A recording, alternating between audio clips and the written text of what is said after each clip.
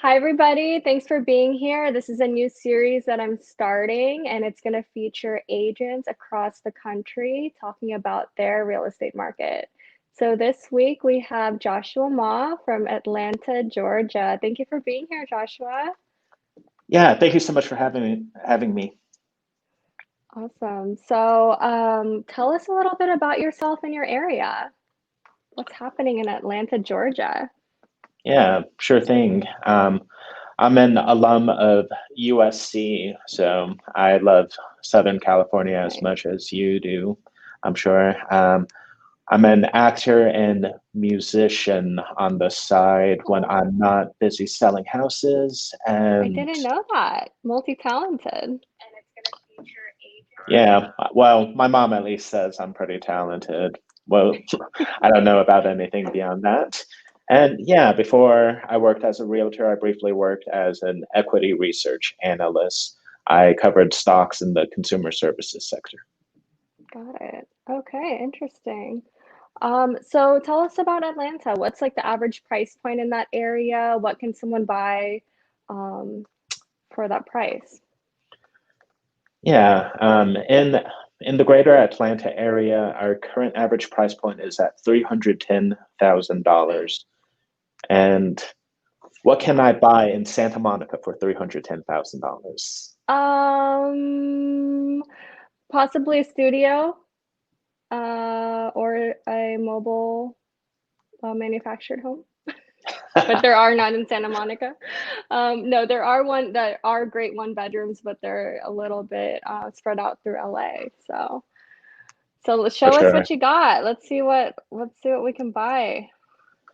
Yeah, yeah. So if we scroll down here, oh,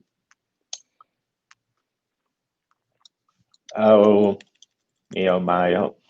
there we go. Here we have an example of a house near downtown. As you would expect, like other bigger cities, houses near downtown are older and are a little bit smaller. You're probably going to find a higher price per square foot um, near downtown than in any other areas of Atlanta. Wow, so that's almost 1,800 square feet. Are you calling that small for that area? I I don't know. I have a warped, interesting perception of reality, maybe. Um, So how far is this from downtown? for this one, this would be just off of top of my head, maybe like 5-10 miles or so. Okay. Yeah, this is downtown, and then up here in Midtown, you've got World of Coca-Cola, you've got the CNN Center, got the various sports stadiums and whatnot.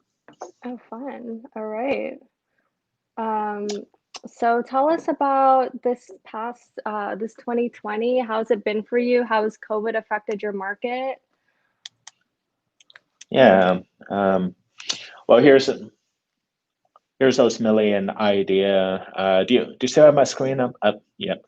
Here's ultimately an idea of um, COVID in Atlanta. We definitely had our shelter in place order, just like most other states did. But interestingly enough, real estate has not been affected at all by the various executive orders. Really? So how so? Yeah, we certainly have to abide by general regulations on businesses that include limiting capacity, enforcing social distancing, and whatnot. But that's more or less the extent of it. There, yeah, was Hmm. never a stoppage of open houses. Wow. A lot of great things. Yeah. Yeah, that's great. Well, as you know, we're still not able to do open houses here in California. Hmm. So that's good for you. The market hasn't slowed down at all, I'm assuming. Oh yeah. The market has been just absolutely great for us. I wanted to show you this snapshot of the market on April 6th, right in the midst of everything. As Atlanta shut down, real estate didn't shut down. My office's prime broker sent this around, and made sure we were aware that we should not stop working. Okay, so wow, a lot of new listings, sales still happening, and that's in April. Wow, that'll be surprising for most people, I think, to see that. So how fast are Yeah. homes selling compared to this time last year? We are seeing properties just absolutely fly right now. Here's a graph of average days on market. The market's been very good to us for a while now, but yeah, we're down to 11 days on market on average, whereas yeah, we were right around 26 or so this time last year. Wow, selling more than half the time. That's amazing. Okay, so talk to us about like what investment opportunities are in Atlanta if somebody wanted to purchase real estate in there. Yeah, sure thing. PwC and the Urban Land Institute put together some pretty good material on emerging trends in real estate, and they ranked Atlanta very highly on their list for the reasons I've got listed right there. Specifically, Airbnb is very, very lucrative down here in Georgia. Very few restrictions. All you need is a business license, and you got to make sure that the state gets its cut, of course. Okay, so great for rental income. Oh, 2,200. Yep. The one thing to sort of note, though, is 2.3% cash on cash return overall. It's not great because you ideally want 8% plus, but location, right? Many areas of the town return a double-digit cash on cash. Wow. Sounds like the market is booming in Atlanta. Any other things you want to add or let anybody know? Yeah. For some specific areas for investment opportunities, wanted to bring up the idea of hipsterbia, which was brought up in the PwC report. Alpharetta and Decatur were specifically mentioned as potential areas of interest. To define hipsterbia, it's essentially suburbs that have features of the city. So you have like mixed-use shopping centers within walking distance of the suburbs. Oh, I love the name. I was just going to ask you. So hipsterbia is an up-and-coming area. How does that differ from the other two, Alpharetta and Decatur? Oh, sorry. I should have used quotation marks around it. This was a term that PwC used in the report. Got it. So that's a combination general area. It's a combination of like hipster and suburbia. Nice. And then, beyond that, some other pretty cool things to bring up, though, is the fact that Decatur probably has seen most of its rapid growth.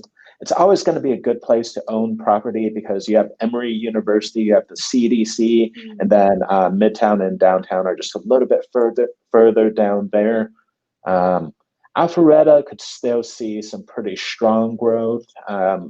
They're definitely developing over there still, but some personal ideas that I've been looking at include Lake Lanier. This is a very popular vacation destination for people in Georgia, and houses located around the lake sell very, very well. Check out this graph. This almost looks like a stock, right, with this amount of volatility. Yeah. And those are the properties in the lake over the past year or 2 years? Yeah. Now, this isn't all encompassing because ultimately Lanier has like just a ton of different cities and zip codes incorporated into it. But yeah, among the ones that were measured, this is some of the results. And so, I think that like I would definitely buy right now. I think that, it's on the downswing, and it's a very good candidate for rentals, given the fact that Lanier is a very popular vacation destination. And then if I'm looking to sell, I would look for a median price to hit $1 million or so, and that should be a pretty good sell sign.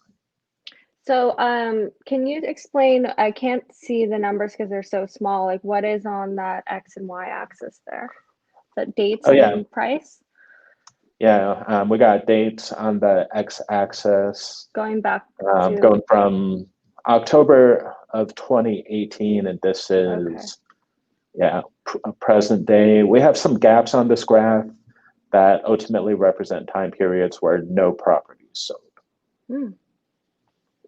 And that's in December. Yeah, that makes sense. Yeah. What's the price point to the left? Is that $1 million high? There's a really wide range of prices of properties near Lake Lanier. So that's like another thing that kind of contributes to this pretty volatile looking graph. I recently looked for properties for my dad in the 300,000 range, but there's quite a few properties that are well over $1 million in that area also. Wow, that's great. There's a lot of options for people then. Yeah. No matter what price point. Yeah, I'd say so. And then outside of that, some other interesting things to note is we may just have the Hollywood of the Southeast here. Trilliff Studios is down in this area, formerly known as Pinewood Studios. So I would certainly look down here for some pretty good buy and hold candidates. Specifically, prices down here are, I think, have the most room to still grow. Here's a specific property that I've recommended to a few investor clients of mine, and that I've personally looked at possibly adding to my portfolio. Wow, that's really great. 250 for 4 by 2.5. So you're saying that homes there are appreciating pretty quickly then? Not well. It sort of depends. In Fairburn, prices have grown in line with some of the other areas of Atlanta, but Union City is one place where I think there is a lot of upside still to remain, because Union City's price growth has significantly lagged behind other areas of Atlanta. Got it. All right. So anything else you want to add, Joshua? Nope. I think that's it. Yeah. All right. Thanks so much for being here. Tell everybody how they can get a hold of you. I have your website scrolling in the bottom there. Yeah, easiest way is to just simply go to the website. Otherwise, you certainly are free to call me anytime at 678-350-3074. And just look up Joshua Ma Realtor on various social medias, and you can usually find me there also. All right. Thank you so much for being here. And thanks everybody for watching this series. Next week, we're going to be in Texas. So stay tuned, Tuesday at 10 a.m. All right. Take care, everybody. Terrific. Happy Thursday. Thank you, Karla. Thanks, Josh. Bye.